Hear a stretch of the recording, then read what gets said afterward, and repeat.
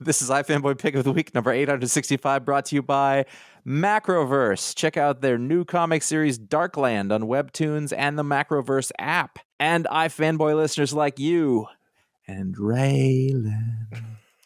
I am Josh Flanagan. This is my co-host, Conor Kilpatrick. Hello. Welcome to the iFanboy Pick of the Week, episode 865, which reminded me of the year that is the end of the Civil War, 1860. Every week, one of us picks the book that they like. Do you know the date that Lincoln was shot by Hart? No. I want to say it's April 15, 16. He'd just given his inaugural, which they did later then. I brought him up with random coworkers the other day. They were talking about like people who read a lot. It's like, Abraham Lincoln was completely uneducated, but he read, and that's how he. Josh, they were nerds, and you gotta give us some time. I was like determined this week's show wasn't going to be as weird as last week's show, but now here we are. Well, the thing is, we can freak Ryan out, and Ryan, like you and you can. I know you can hang because you'll also kind of be like, yeah, that is interesting about Lincoln. Anyway, every week, but also like, I know. Every week, one of us picks the book that they like the best from their stack of comic books. We call that the pick of the week. We're going to talk about that book. We will talk about other comic books from the week. We will talk about the Patron book, which is Patron Pick, which is another comic book, and listener mail if we have time. Those are generally comic book related, but sometimes not. Yeah. There will be spoilers for the things that happen in the books. Please exercise caution. Conor, you had the pick this week. I did, and one of the reasons why last week's show was so sort of all over the place is because last week was kind of weird. Hardly any books came out. I didn't think they were very good. You thought they were good, but I didn't think they were very good. If last week my whole stack was 2 and 3 star books, this week it was all 3 and 4 star books. Yeah, okay. Where I liked pretty much everything I read to a certain extent, but I didn't love anything. We had a conversation. You had a conversation with me prior to the pick, and that almost never happens. Yeah, because I just was told I finished my book super early on Wednesday because I didn't have a lot again this week. And, I read half of them on Tuesday when the DC stuff comes out.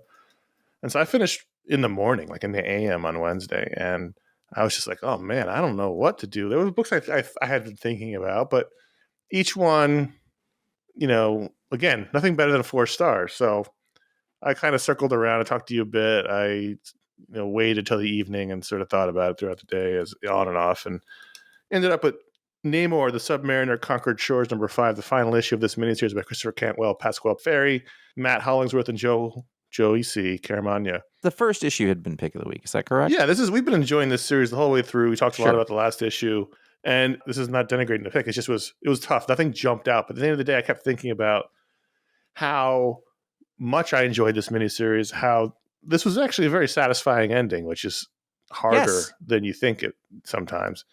And, I would have loved to have spent more time in that world. And that's, I think, at the end of the day, a sign of a very successful comic. And one of the things I really liked about this issue, so in the last issue we had, the big twist or the big turn in the story in which we have the human faction, we have the Atlantean faction, and then we added the robots. And in the last issue, the robots attacked the humans, blew them up, killed Steve Rogers, and that left Namor to confront the head of the robots, who was Jim, the Human Torch. His old war buddy. I was going to say Jim Corrigan, but I don't know why that was in my head. Nope. Jim Hammond, the Human Torch from the war. And what I liked about this was we kind of saw Namor, I don't want to say grow up in this issue, because he has been much more of a sedate, thoughtful Namor, but he has, as we've mentioned, has had points of the old personality busting through, the old anger, especially in the last issue when he would fly off the handle with Jim for no reason. Mm-hmm. But here, in a confrontation with Atuma and a confrontation with Namorita, who is now in charge of Atlantis, he kind of has to grow up here. If I could add one little bit about that, having just read the Namor book that we did on the Talksplode and having a certain kind of Namorita there, I'm like, what the fuck happened to this lady? Yeah, she was like, I never liked them. I was like, really? You seemed to be into it. You had like teeny bopper shit on. You were flying around. You're very happy. She was part of the New Warriors. She had friends. So, Namor's basically like, hey, I'm going to make this work. And if you guys can't deal with that, then I'm out of here. And it was I thought, this isn't a story, an issue where the whole crux. I mean, there's a big fight in the middle with Atuma, but really the crux of the issue turns on this conversation with Namorita, his cousin, which goes 1, 2, 3, 3 pages and a lot of panels. Mm-hmm. And I thought it was a good one. I thought it was a good turn. Everything that Namor does here makes sense. And also, I think, even though it's never expressly said, I think that the death of Steve, the previous issue, really changes things for him. This is even through all the, we're in a world here, a post-apocalyptic time where it was the Kree or the Skrulls, one of those guys. I don't remember. Destroyed the Earth. There's hardly anybody left, but Steve was left, and he still had his buddy Steve, who like his last link to humanity. Yeah, they fought the Nazis together, and they have a long history together, and he still had that link to the old. I never read that scene. Past. and then Steve gets killed, and some things have to change. Someone else has to be the leader. Luke Cage is there, but he's not really. He's nominally he's sort of the head of operations.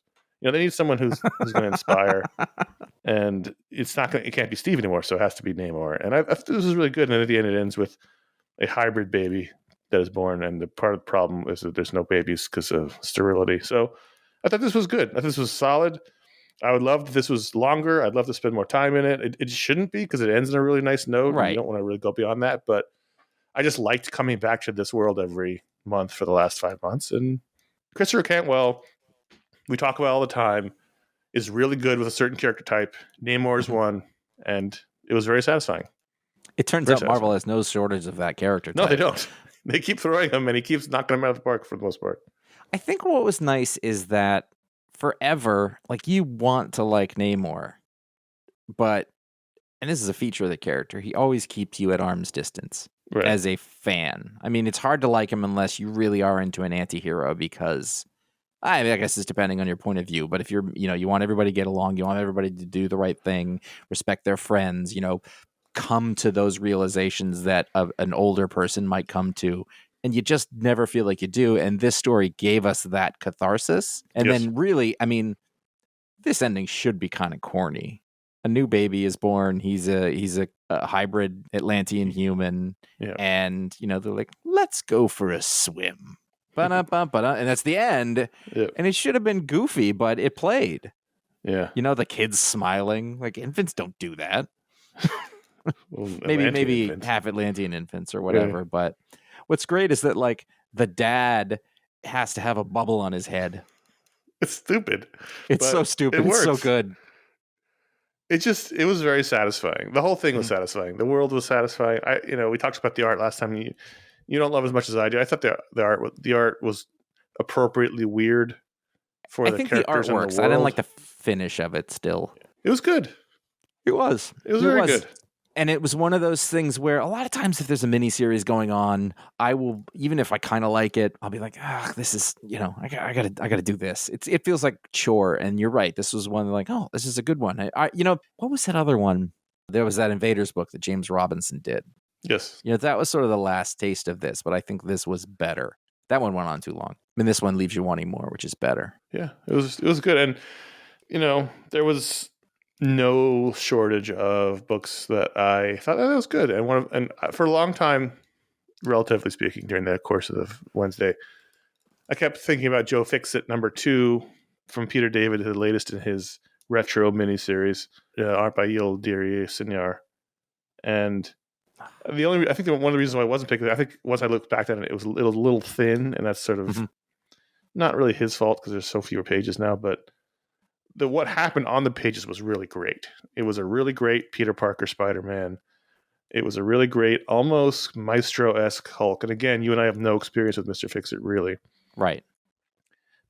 Spider-Man walking into Mr. Fixit's suite with the most ridiculous disguise ever works for the context of these particular characters. And it's a terrific Kingpin. 1, 2, 3, 4, 5, 6, 7, 8 women are in that room. This doesn't fly today, but no. It was Peter didn't partake. So you want one of these ladies? If you had made this the pick of the week, I would have had no argument. Yeah, it was fun. It was super fun. It needed one more scene, I think, just to be. Well, I mean, it's not there's another issue coming, but there was one really the thing that stuck out is that Peter is outside.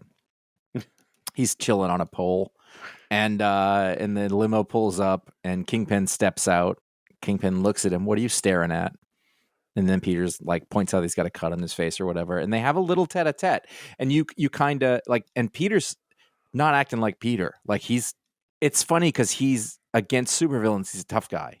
Yeah, and he means it. Like, and everywhere else in the world, you know, he's insecure, he's doing whatever. But he this is his element. He knows what it is. And Kingpin leans in. He's trying to intimidate him, which is weird because it's not a thing that Kingpin needs to do usually. It's like he sniffed out that this was somebody that he had to stand up to, you know, and he's like, are you afraid of me? And Peter's like, we're out in public. What would you do? And he does like the faint bully punch on him, like he's Biff Tannen, Kingpin. And Peter doesn't flinch. He doesn't blink. The way it's drawn is really great. Now, does that scene play realistically? Like if that was an Amazing Spider-Man, I don't know if I'd have bought it, but I really enjoyed it. You know, well, especially when you play it off of the previous issue in which the Kingpin killed one of his thugs for pointing out he was bleeding. Right. And so, you know, you know, that scene sort of plays here where I forgot about that. Peter says, hey, you're bleeding. But... And Kingpin says, oh, apparently I am. And so you're like, oh shit, what's he going to do? Because he already killed someone for saying the same thing in the last issue. But that was his employee and not some random dude on the strip in Vegas. But he does try to intimidate him because he's already in a bad mood because of the Hulk. But also because that's who he is. He has to dominate. I really liked seeing Peter Parker stand up in that point. You know, like there was no worry about it. He's, you know, it's really interesting. And so then, you know, you mind control Joe Fixit, and then there's a fight in the casino and a genuine sense of stakes. Yeah, great page where Peter gives Kingpin the uppercut. Where he gets down, and the previous panel launches off the floor and knocks him out. It was, you know, really well drawn sequence where the Joe Fixit is rampaging because the Kingpin has sprayed him with this gas that makes you go crazy. I think we spent a lot of time talking about the stories or whatever. Yep. Cinar, this is not his normal style. It has been produced in a way to look like, and I think he drew this way on purpose, to look like a comic book from the 90s, from the early 90s. Yeah. The production is there, the art style, the page layouts. Cinar is a hell of an artist, but he's doing a thing here, and he's doing it so well. Yes.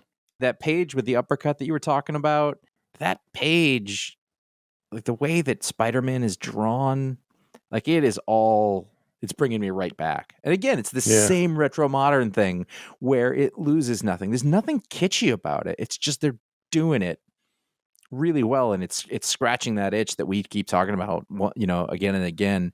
You know, when we were younger comic readers, you know, 20, 25 years ago, if they did a retro modern thing, it was always stupid. Yeah, like you had to take it with. Well, no, but not only that, but like it was always a bit of a wink to it. It was self-referential. Yeah, it didn't work, and also at that point, you know, 20 years before that was, you know, the 70s or like. The subtext was always, isn't this a little silly? Right. None of these books that they've been doing, especially with Peter David, have been that way. These are straight up. Yeah, but done in a style that just celebrates the earlier style rather than, you know, impersonates or parodies it. It's straight up, you know, it's good stuff. I'm really enjoying it. I'm really happy that these books continue to come out. I hope Peter David's feeling better. I hope, you know, way down the list of priorities is hopefully gets to make more comics because it's been one thing after another that I've loved. And I also like, people are probably, if you don't like this, you're sick of hearing about it. But this renaissance of Peter David gives me a chance to experience what I didn't get to the first time around because I wasn't there. Yeah, I was a huge Peter David fan in the 90s. I love how obvious it is that it's good stuff. And I love that he still fucking got it. Yeah. This is as good as anything. I mean, it's not to be like, this is as good as anything you've ever done. Like he never stopped doing good. I mean, when he wasn't sort of working a lot. Right. It's a delight. It's a real treat. I just feel like we're really lucky to get these comics. This week, I found it interesting that, I mean, I thought about this before, and we may have even talked about it, but it was really glaring this week that Tom King has got both Gotham City Year One and The Human Target coming out at the same time because they're kind of the same story. Like the same basic story. Now, the details are obviously very different, but this is also the second to last issue. We had the second to last issue of The Human Target a few weeks ago. This is Gotham City Year One, Book 5, with art by Phil Hester and Eric Gapster. And this is the issue where we had the reveal and who was really behind the kidnapping and murder of the young Wayne daughter. and the reveal is very similar to the reveal we were expecting in Human Target. So it's just like, it's just very interesting that they're coming out at the same time when it's kind of the same thing. And that's not a criticism. No, but I think you're right. Like, it's interesting to do these kind of things. This one is much darker and more hard-boiled. That other one is, I mean, it's brilliant in so many ways, but it is, at the end of the day, it's a little more lighthearted because the characters are a little silly and the colors are a little brighter. Like, this book is people are bad. This is Perry Mason. Yeah. And half this issue takes place in black and white. Yeah. So the reason why this wasn't the pick, I'm not going to go through every issue like that, but this had a chance, except I didn't really like or think was needed the whole tarot card scene in the middle. Mm-hmm. It just seemed out of place for the book. Yeah. It didn't really reveal anything that we didn't already know. I mean, other than like it's Slam's mother, so that's a little something. Is Slam half black? Is she black? I had that thought. I couldn't tell from the coloring. And he says, I take after my father. And the woman, the black woman's like, basically like lucky you. So he must be half black. I don't know. I don't think that reads on him. Right. That's what she says. It doesn't read on him. I don't know. I just thought that whole scene wasn't really needed. The rest was good. I understand the purpose of it. And the purpose was to use a weird way to establish her bona fides. Like she's bad, she's bad, she's bad, she's bad. No, she's the saint. So that's how you get there. The method's probably not the best. Also, just like looking at those pages, they're a little text heavy. It doesn't have that sort of energy of the other pages. Yeah. As we go through the cards, which is probably just also not a thing that either of us are interested in. I love the stuff around it. Like they reveal about the woman's relationship with the Wayne. I don't know their names. Richard Wayne. And then the fact that he's broke, the family's broke. There's no Wayne fortune. It's been spent. It's okay here. There's a reason for it. It's not. It works. They've all got secrets, and the secrets aren't good. Yeah, and then the wife, not great. Compared to, he's evil and terrible, but she's not exactly the saint either, and it's just like nobody's. Well, clean. He's not great, but he's not evil. No, I meant Richard Wayne is evil. Right, that's what I mean. She's evil. Not Martha Wayne, whatever their Waynes are. Yeah.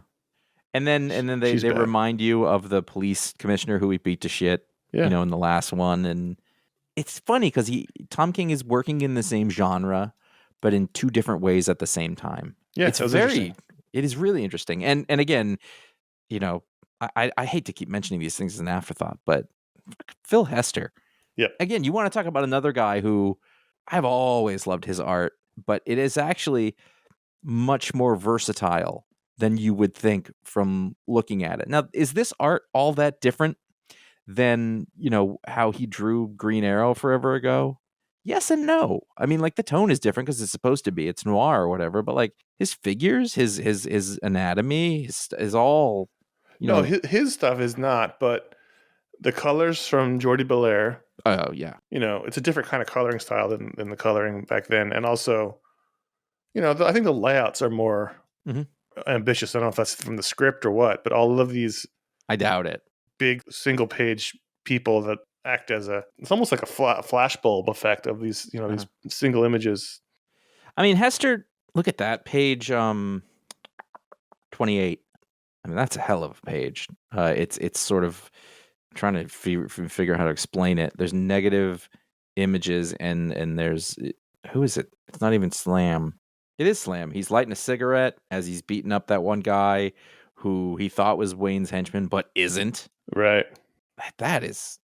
I mean, the thing is this. Like, I guess what I'm saying is like Phil Hester's still Phil Hester, but obviously he's gotten better because he loves the art form. I mean, like if you go back and listen to I Have a Talk Explode with him, this is a guy loves comics, and the guys who love comics who have talent, like they just do the best work forever. And Phil Hester to me is one of those guys. I'm going to use a sports analogy. It's one of those guys who maybe doesn't put up the best stats, but everybody on the team is like, that guy's the guy. He's the glue. Yeah, he knows the game. He should be a bigger name than he is, and he does it all too. Well, he was pretty big. Yeah. In the late 90s or 2000s. He was, but that was also at a time where a more non-Jim Lee style was very difficult to get ahead in. And I think that held people back then. I still think it does. I still think we're dominated by Jim Lee styles. So there's not really star artists anymore in that way. I just think it's so weird. There's a book coming out called Secret Invasion. It's very bizarre. It is. Are you reading it? No. It's really good. So you've got Ryan North, who is doing the Fantastic Four book that we're really enjoying right now, and Squirrel Girl and Dinosaur Comics. I did not put that together. It's the same guy. You remember Dinosaur Comics? Yeah. Yeah, he did that. That's him. Still does it. I think it's actually an ongoing concern. It is the same logo as the Bendis Secret Invasion book. I have no idea if this is in other books right now. It doesn't feel like it. That's why I think it's weird. It is weird, but it on its own, then it's this great. Basically, there's some other Skrull infiltration, and Maria Hill has to be the badass. And everybody, every time they meet, they have to check their blood type or whatever. And it turns out that system failed. And in the last issue, we find out that Tony Stark actually found a bunch of Skrulls who weren't bad guys, and he hired them. And she's pissed off because she's got Skrulls there, hates all Skrulls. Oh, I know why this is, because they're doing a TV show. Oh, is that? They're doing a Secret Invasion TV show. That's why this is the thing. So all of that is pretty good. And it's funny because I don't think you would know that this is the same guy who does, this is a really hardcore book. It's not funny. It's like straight up espionage action in the superhero world. There's a big fight between Maria and Tony, and she gets a suit, and then it goes back and forth, and you kind of just don't know which way it's going to go. But the reason that I'm talking about it here is that the art by Francesco Mobley, and again, is it really colors by Jordi Belair? You told me. 2 books in a row. Yeah. Jordi Belair did this book too. There's some action scenes in this, and they are just fantastic. The looseness of the art combined with really, really good and realistic anatomy, and then just wonderful action scenes of people like flying through the air and falling and running. If you can download this and just take a look at sort of the sequence at the end, the last 5-6 pages. Maria Hill jumps out of the helicarrier, and then somebody jumps after her, and she's got a gun in the air. It looks like a John Woo movie. It is wonderful action sequences. And as I was reading it, I found myself, and this doesn't happen a lot, I was like, wow, look at this art in this action sequence, which you should think more often in comic books, but I kind of don't. Yeah, I find myself like, once I remember what it is, it's like, what is this? Am I reading this? I go, oh, right. It's a really intricate story, and you don't know who to try. It's better than the last Secret Invasion. It's much smaller, and that helps. The art's better, and I know the other one was supposed to be the all-star team at the time, but it's really kind of like a cool little thing that's going over in a corner. Yeah, I forgot. There's a whole Secret Invasion TV show coming out with Maria Hill as the lead, so that's why they're doing this. Don't know why it's coming out now, though. She's a great character. She's really taken over for what Nick Fury should be. We've never recovered from the loss of S.H.I.E.L.D. and Nick Fury and all that world, which was so fun, and it's just gone now. The thing about her, though, is that... This is a good-looking book. Yeah, no, the thing about Maria Hill, though, is that she brings that sense of danger. Like, this isn't a S.H.I.E.L.D. that works with the heroes. Right. Like, she has a job to do. She's Amanda Waller, I guess, in a certain way, but I always think Amanda Waller leans evil. Yeah, or she's at least chaos evil. Ambiguous, whereas Maria Hill really is trying to do the right thing, but she's the one on the wall that you don't like, but she needs to be there. Right. Yeah, I mean, the art is... The art's really good. I've heard the name Francesco Mobley, but I don't know from what, but I'll be checking out what he does going forward. This episode is brought to you by Macroverse. Macroverse is proud to share their new comic book series in wide release, Darkland. Darkland is a delightfully twisted black comedy centered around the shifting alliances between the power players in Hell and the plans they have for Earth. A little bit of Game of Thrones mixed with a Veep. It's twisted, funny, and provocative. Created, written by Evan Shapiro with art by Frank Calico. Darkland is a digital comic with full episodes released bi-weekly on the Macroverse in their proprietary Tap Story format. But it's also released weekly in shorter episodes on Webtoons, which is where all the kids are reading their comics. In their perpetual scroll version. The full series of Darkland will have a digital collectible release in elegant landscape format for iPad or web, coming in late March 2023, followed by the trade paperback and collector's edition coming later this year. And here's your chance to get involved. After the digital release in March, Macroverse will be working with fans to generate ideas for an anthology series set within the world of Darkland, which will be voted on by the community as to which will get greenlit into production as a separate series. This is similar to what Macroverse did with their previous series, Dead Town, and their upcoming series, Bushidos, There's lots of cool stuff coming from Macroverse, so get on board now. Head over to the website at macroverse.world/Darkland for more info, or go to Webtoons and search for Darkland. Webtoons, Josh, that's the future. I like that perpetual scroll That's where the thing. kids are. I mean, I wouldn't want it for like the, Marvel comics or whatever, but as a sort of way to work directly in that format, it's cool. We need to get on Webtoons. With like us? Yeah. Somebody going to do a book about us? I don't know what that means even. It's scary. Okay. The Jamoke Mysteries. Whereas like somebody's killed, but we keep getting distracted by pizza and barbecue. Yeah, we also never know when the story ends. Well, that solved the problem. No, it hasn't. You have not solved the mystery. And we were like, whoa, because we're eating pizza. I wish I could still cartoon. I would do that. Batman and the Joker, The Deadly Duo, Book 4. My thought while reading this was... By the way, write that down. That's a t-shirt. I was shocked that it was Book 4. I feel like this is Book 7. I don't know. Nothing against the book. I like the book, but I just feel like there's been a lot. I think it's oversized, but I just feel like I finish it like, isn't this been longer than 4? What I really like about this book, as we talked about, it feels very classic. I love the Harley Quinn in this book. She's the straight up evil Harley Quinn from the past that we haven't seen in decades. There's a great scene here. She's being kidnapped by somebody, held captive, and he's like, I went to your house to get you some clothes, and I found a bunch of skeletons in your closet. And she's like, oh yeah, it's a couple ex-boyfriends. I'm a little behind on my spring cleaning. Like that's a Harley Quinn that the heroes don't invite to brunch. Right. Like that's the Harley Quinn that's been missing. Who was like, a she's great still character. Silly. She made a paper pirate hat. Yeah. She's down there, but she's dangerous. They got to allow their villains to be villains. Even if they're popular. It's okay. The other thing I liked was Catwoman flirting with Nightwing, not because she was interested, but because it made him uncomfortable, which feels like something that Selena Kyle, this version, would do.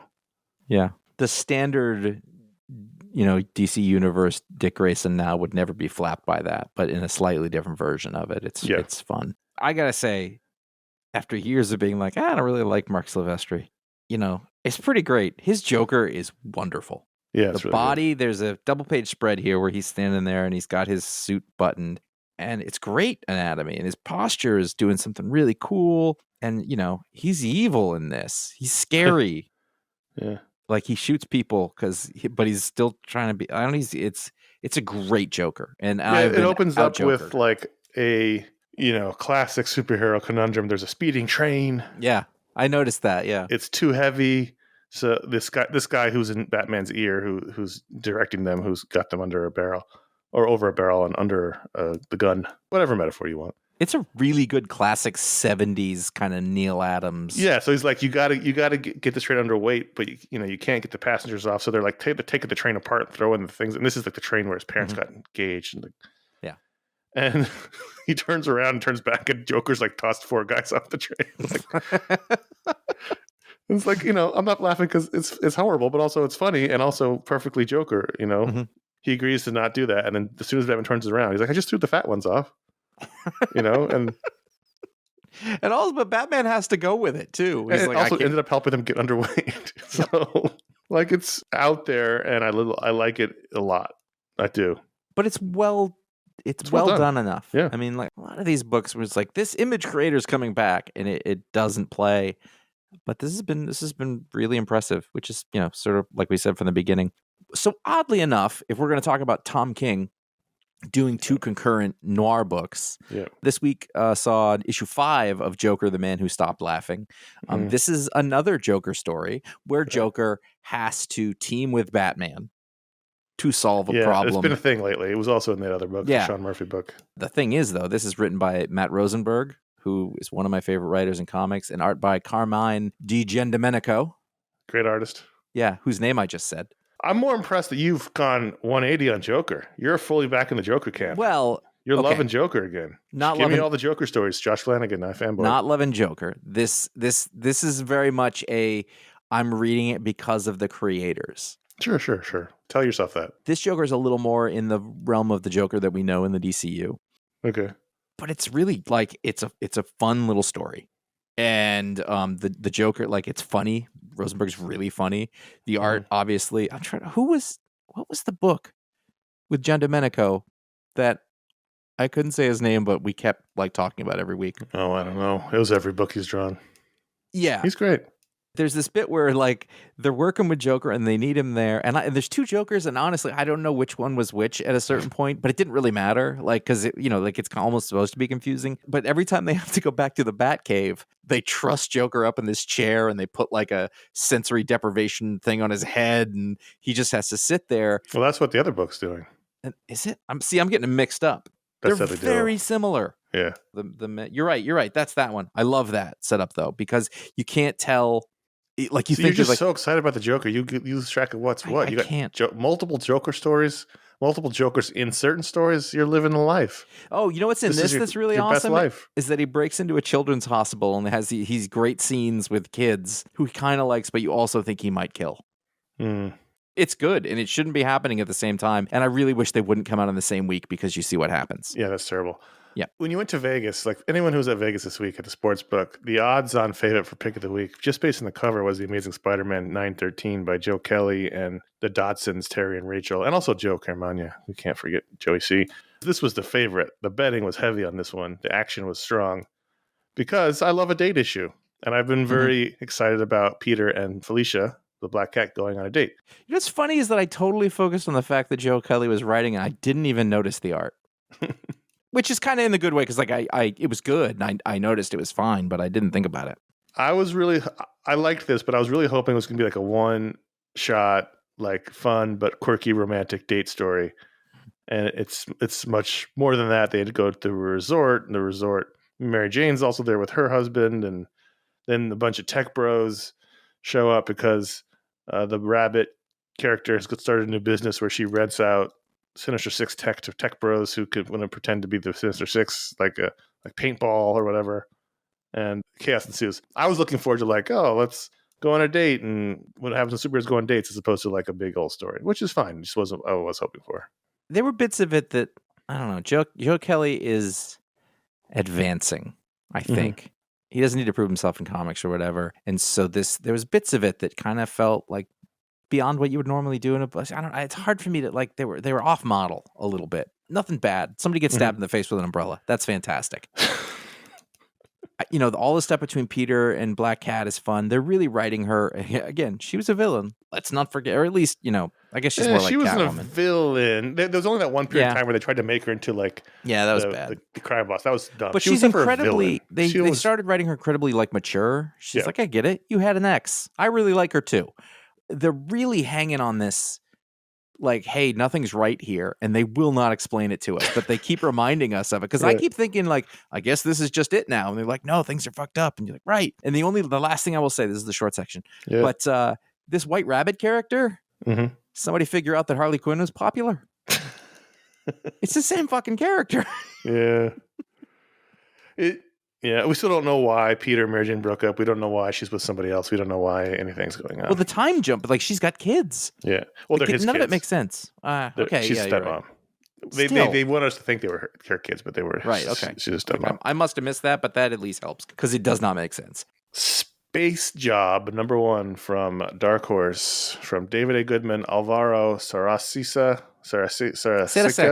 I don't know. Jordi Esuin Loroc. This is a minefield. Mauro Mantella letters. So what we have here is a comedic take on Star Trek. Did you read it? Yeah, I did. Okay. So I saw a thumbnail and it said Space Job, and it looked like a schlubby dude sitting on a spaceship, and I was like, this is what I came here for. Then I zoomed in on the cover and I was like, I don't know about it. Then I read the synopsis and I was like, I don't know about it. But I still went for it because it's called Space Job. That to me should be the best thing ever. And it was fine. One thing I liked about it is that, so the very beginning is there's like a schlub dude and he's nobody and he gets promoted to be captain on this ship. And he's like, I'm going to do it. And first officer. He goes from chef's assistant to first officer. And he's really annoying. And you think this is going to be the book. And then he gets killed pretty quickly. And I was like, all right, I'm buying that. I like that he got killed. Apparently on the SS George H.W. Bush, yes, they lose first officers like Spinal Tap lost drummers. The same problem is the first officer's chair tends to blow up and kill them. But I did not like this. No, ultimately, I didn't quite work. A little half baked. You know what I find is and it becomes glaring in books like this, is the coloring. Like look at the cover. It's just all sort of just gradient stuff on gray. It's amazing that it's still happening, and it's also amazing. It really makes you appreciate the accomplished, top tier colorists. Like when we talk about Matthew Wilson, or we talk about Jordi Belair, or we talk about Lee Lowridge, these people are amazing. They are artists, People don't talk enough, and we're as guilty as anybody. Don't talk enough about the colorists and the letterers who can make or break a book. Bad lettering can make a book unreadable, and bad coloring can, just do the same. And also books like this, where like the artist isn't, super experienced, become very like empty. Like all the backgrounds, backgrounds have like walls and panels, but it's just like gray. There's nobody in the background of the ship. There's nobody walking around. It's just every character is alone in a room. It looks like a set from a 60s. So maybe it was on purpose or whatever. It's funny because like the cover is actually pretty good about conveying a mood, but it's a shitty cover, like in terms of composition. It's just not great. Like it's kind of amazing to me that it's so hard to get work doing comics, but so many people who get work doing comics, not Marvel, DC, or whatever, are kind of not there yet. And I'm not willing to say like they suck. It's not it. No, I've seen worse, and I thought there was some interesting things. The idea is not a bad idea. The whole mystery about the guy who's clearly not himself is kind of interesting, but it wasn't quite there. I thought it was like 3/4 of a joke. Like it wasn't fully thought out. Sure. Well, but and just they're it's newer. It's folks. The high concept is basically, what if we did Star Trek, but Kirk was like a schlubby jerk. Overweight, kind of it's not a scumbag, but kind of a dick. And it's like, okay, well, they didn't go beyond that step. I realize it's the first issue, but it's the first of 4. This is 25% of the story's done already. Sure. So like, you need more than just that one joke. But all that said, like, I appreciated that the genre was not a thing I had seen 100 times. It's interesting because the other thing that came out this week too was Know Your Station. It's actually very similar. Workaday stuff on a space shuttle or ship or whatever it is, space station. I like that book, but it's a little rough. Yeah, I tried though. I just wanted to, there were merits. It wasn't terrible, but I didn't really like it. I thought it was just not quite there. Yep. Those are the books we want to talk about. But at patreon.com/iFanboy, all the patrons can vote out a book to the rundown. That's called the Patron Pick. This week's winner was Monarch #1 from Image Comics, written by Rodney Barnes. He of Winning Time. He's a producer on Winning Time. Writer-producer. That's right. Art by Alex Linz. Colors by Louis Nicht. And color assists by Mar Silvestri Galato. And letters by Marshall Dillon. Somebody brought him back. And he's making comics. He's not cleaning up Arizona. He's making comics. I would put this show's respect for letterers and colorists, but certainly for letterers, up against any other comic book media out there. And we could certainly be better. I certainly feel guilty sometimes we don't talk about everything. But, the thing is, like a music score, if it's doing its job, sometimes you don't need to talk about it because it's just doing its job. I've heard that from letterers. Like Chris Eliopoulos, one of the kings of lettering, has said, like, you shouldn't notice what we're doing. And so the only reason we notice what they're doing is when they do it so well that you don't notice it. And that's when tough. It was a problem. Marshall Dillon was Dodge City, not Arizona. Anyway, sci-fi book, kid in Compton in Los Angeles County. Oh, he did Wu-Tang and American Saga. Love that show. He's a foster kid, lives in a foster family. He's being bullied by a former foster kid, has a little girlfriend. They're young. And in the midst of being bullied, aliens invade and most people get killed. So my thing with Image #1s is usually, not always, but usually one of two things happen. Not enough or too much. And I thought this was not enough. Although you could easily say too much. And you know what I mean? Like there was a lot, but not. It takes a 3-week time jump. A lot of stuff happens in that 3 weeks. It definitely wasn't bad. I thought the dialogue was really strong. I thought the characters were good. The kids, I think, too smart. We said that last week about other kids. Like that's just kids in fiction. But I thought the character stuff was really strong. I thought the dialogue was really, really strong. I just thought that the story itself, it's just like I don't understand what's happening. Other than I know the aliens are invading, but like now the kids are all holed up in the school. How did they survive? I feel like sometimes these stories jump over the interesting parts. Well, it also it's one of those things. I thought it was good, but just like I didn't finish. I was like, oh man, I thought that could have been better. I think it could have been better. I think that the connection between the apocalypse and kid on the streets of, is it Compton or is it? Yeah, it's Compton. It's Compton. Mhm. I mean, this is gonna sound, but like I've seen that story. It's hard to grow up in Compton. I can think of a bunch of movies and books and shows or whatever. That part was familiar. The kid was really interesting, and I actually wanted to see more of that. But then the alien invasion stuff comes in or whatever. I don't even, is it aliens? Yeah. Yeah. There's so many apocalypse books. Yeah, I know. I will knock the coloring here because it's the aliens appear out of a rainbow cloud. At one point, the guy in the radio calls it a Skittles cloud. The actual art didn't convey that at all. It was very sort of muddled and muddy. Those two things seem disjointed. I don't know what one had to do with the other. And there's probably some sort of metaphorical point or this going on, but I could have gone with the kid's story without that. You know, this little kid who's sure. That was the most interesting part. Who's got to get to school, and another kid who's mad that he didn't get chosen by the foster parent is going after him. You know, that's... Well, he got kicked out of the house because he was violent. Right. But either way, you know, like one got the love, he didn't, and so he's going to take it on in him. There's a bit at the beginning where, like, they mention the kid. I can't think of his name. The bad kid, the antagonist. Oh, yeah. Zion. They mention him before he shows up, and it kind of like I was like, why is he saying that? And then he goes out and he sees the guy on the next door porch, and he's on his. They all know about it, and they still send him out there to deal with it. You know, the neighbor was a good character. Then he gets killed. Like everything I was enjoying was sort of just wiped out. That's one of those things that, and it happens in apocalypse books a lot, is that you introduce a lot of interesting things, and then you kill all of them. Yeah. And it's like, well, but that's what the story is supposed to be. You know, I get it. Like, they're not going to sell a comic or /TV show /movie, whatever this wants to be, about a kid and living in foster care in Compton. They're going to sell about a kid living in foster care in Compton who fights aliens. I get it. I'm not dumb. Yeah. But it wasn't as interesting as just the kid in Compton with his family. From a structure standpoint, is it that different than Dope? It's these kids in a rough neighborhood or whatever, and then they get in too far over their heads and they have to, you know, get through this. It's the same thing. It's just aliens instead of like criminals. I'm looking forward to reading more of it, just to jump on our button on this segment. But because again, I thought the character work was really good and the dialogue was really strong. Yeah, and I thought the art was good from Alex Linz. The kids looked like tiny kids. Yes, they did. That's true. That's a good point. So, you know, I was a little disappointed. I didn't dislike it.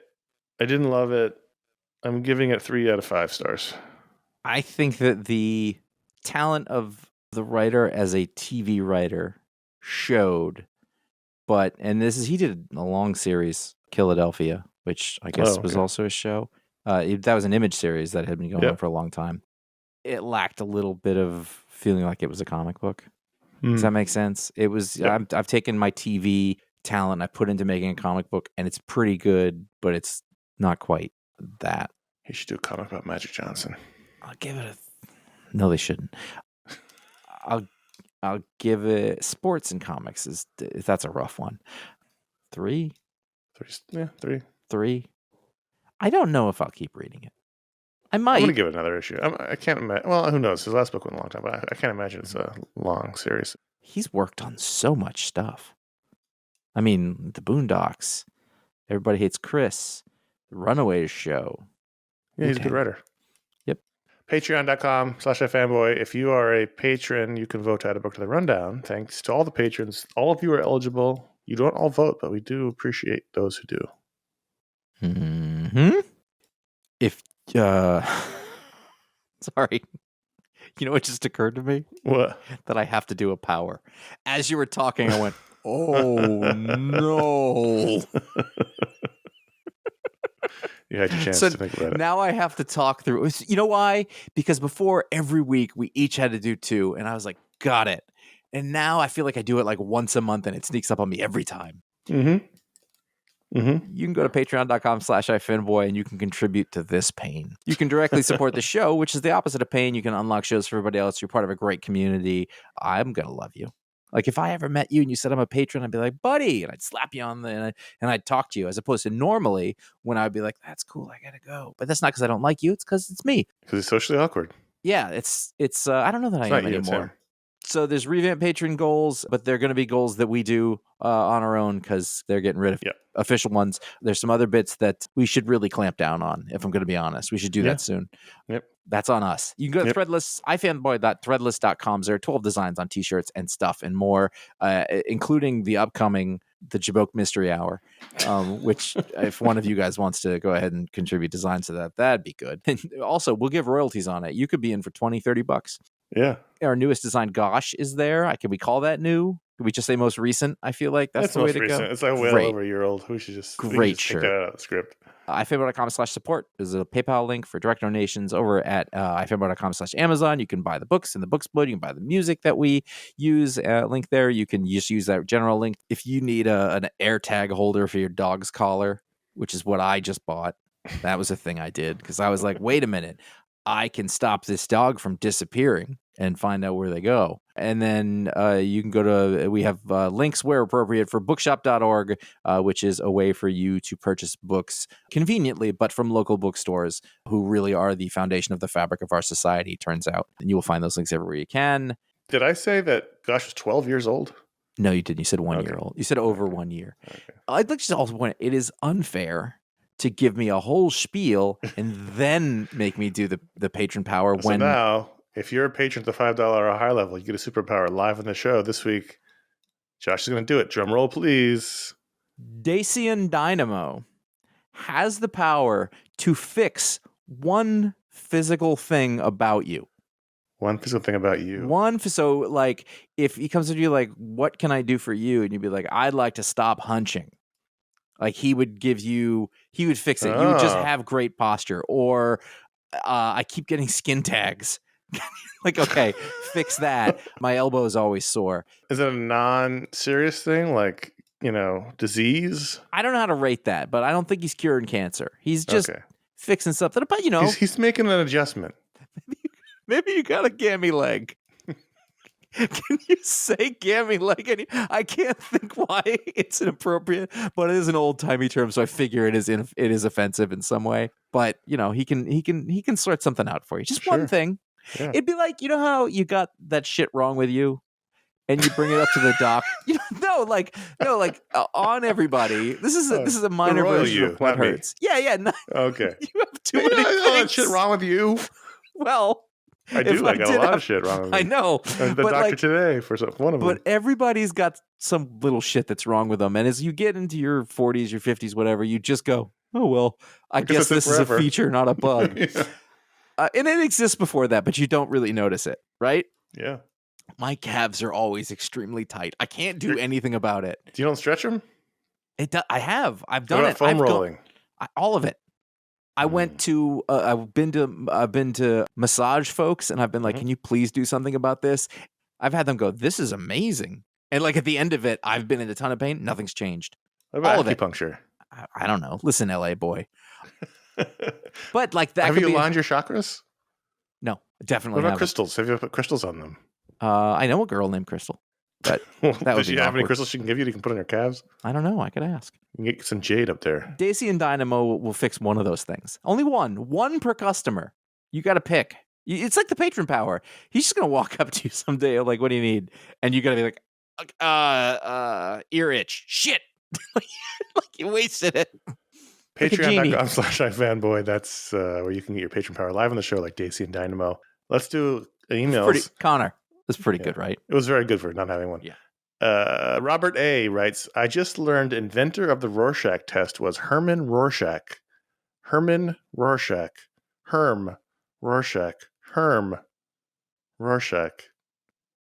It's pretty good. Also, I've been thinking about this for years, but always forget to ask, why do people in comic books almost always shake hands incorrectly? Yes, Robert. I've stopped at my tracks every time Bruce Wayne or some other highfalutin son of a bitch does a left-handed handshake in a panel. I can't imagine any technical reason for this being so common. Our handshakes like horses and children, for some reason, comic artists find it just too difficult to get right. I've been on this horse for years. It's all nothing but devil's handshakes as far as the eye can see in comics. I don't know why. Wait, what was that phrase? The devil's handshake. What's that mean? It's left-handed handshake because people left-handed right here got the devil in them. Really? I've never noticed that. Yeah. It's nothing but left-handed handshakes as far as the eye can see.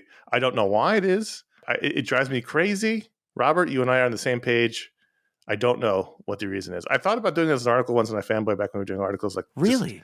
just scanning all the devil's handshakes and putting them like, what's going on here? But I want to notice this now. I can't unnotice. Not every once in a while you get a proper one, but for the most part, so it's like pizza. Almost every time they're shaking hands with left-handed, and it's weird. Huh.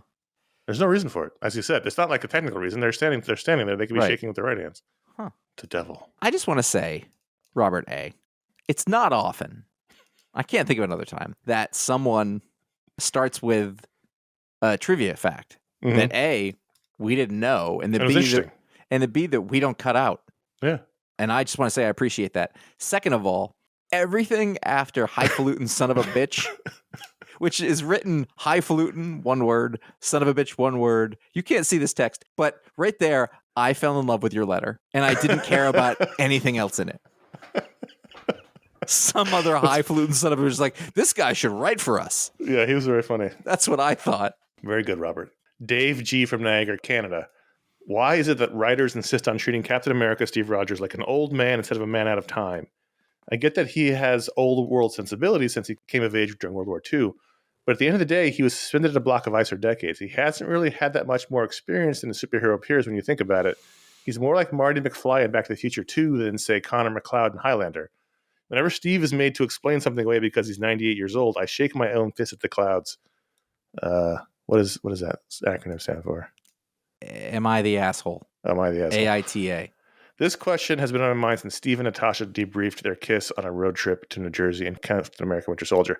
I do agree with him that at some point, and I think, again, it's the movies, because they started doing it in the movies, they started making, 98-year-old man jokes, and he became less of a contemporary young man and more of a 98-year-old man inside of a young man's body.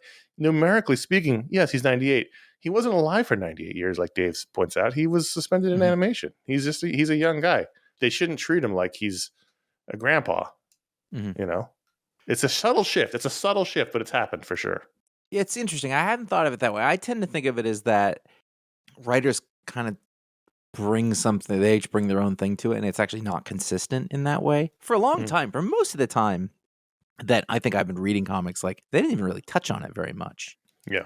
They'd talk about Man Out of Time, but they didn't really use it. In fact, the movies kind of solidified how that would be because it's a good joke. It plays well on screen. But also, when we were kids in the 80s, he was it was a not man touched. Out of time, but not super long out of time. No. Yeah, he'd only been out for 20 years, and if you want to talk, whatever, all that stuff, it falls apart if you No, what I mean is even if you talk about the 80s, he's still only out of time for like 30, 40 years, where, now we're getting to the point now, it's been, 70 years since the war, so, But it's really more like the country mouse moves to the city. I mean, that's really more like it would be like, the thing I do not agree about here, Dave, from Canada, is they said he's like Marty McFly. No, he fought in the fucking war.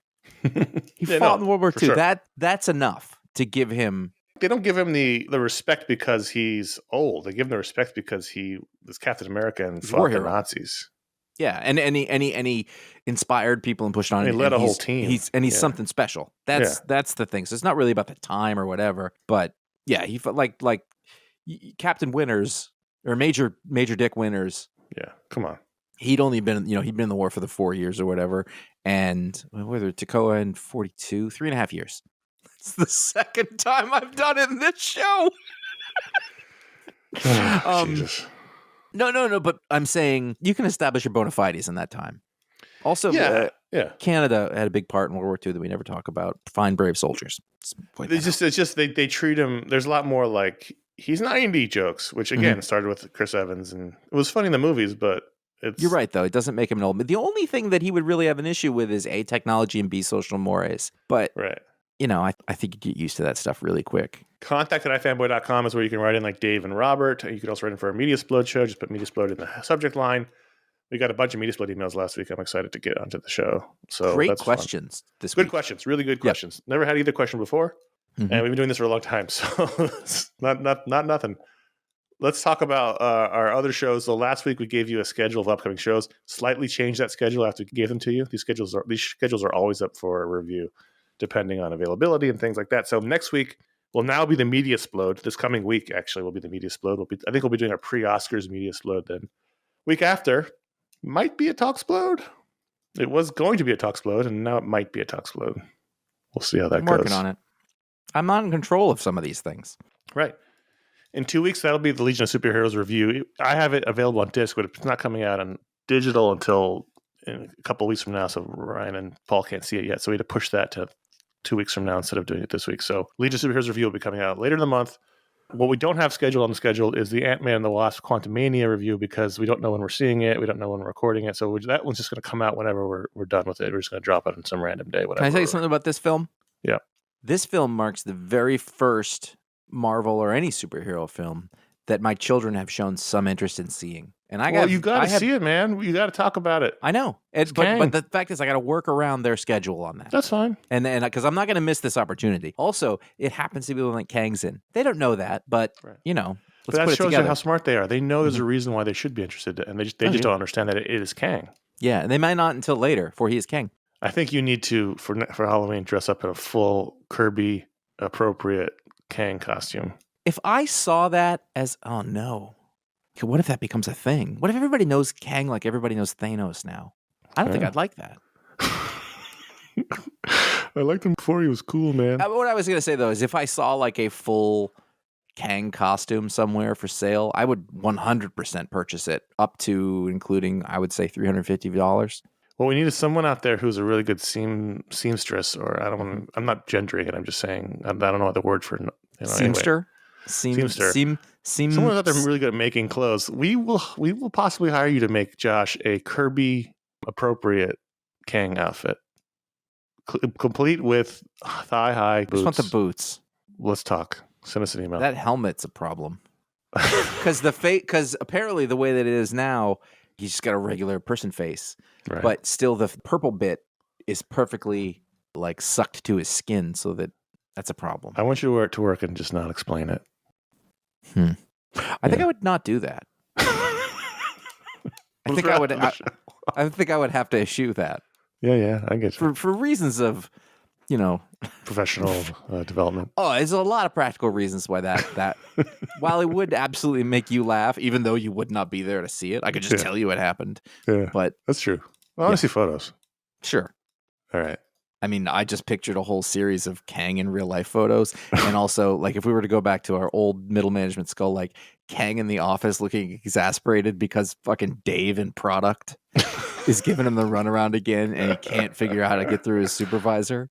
And all the deliverables are late and we're just waiting on Dave, who's apparently fucking Teflon. Nobody can touch Dave, but he's not doing his fucking job. Dave always claims he doesn't have the password. Listen, that's on the roadmap, but it's not on the roadmap now, regardless of how bad I need it.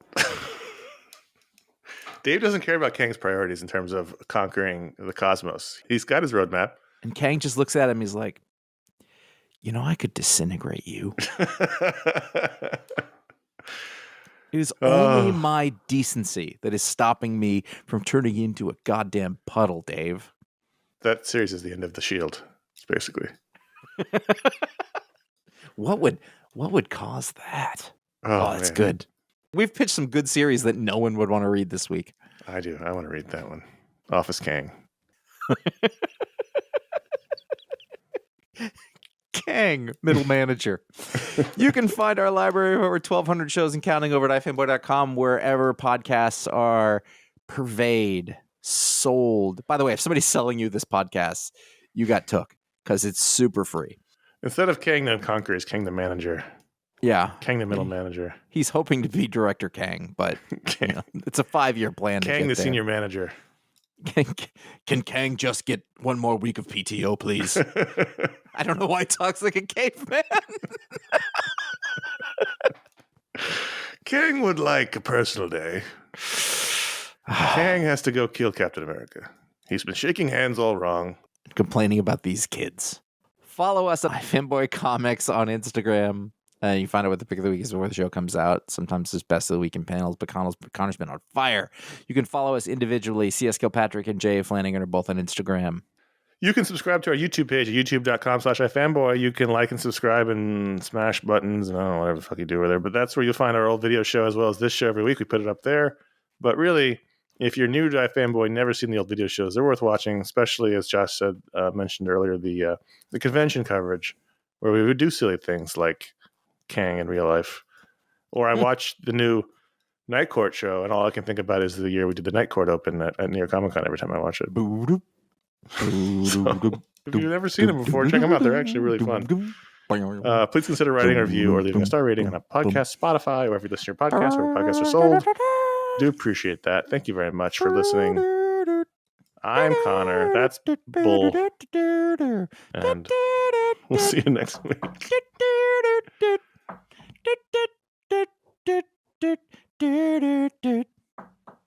And then there's the I know I haven't heard it in 35 years, but I know every note.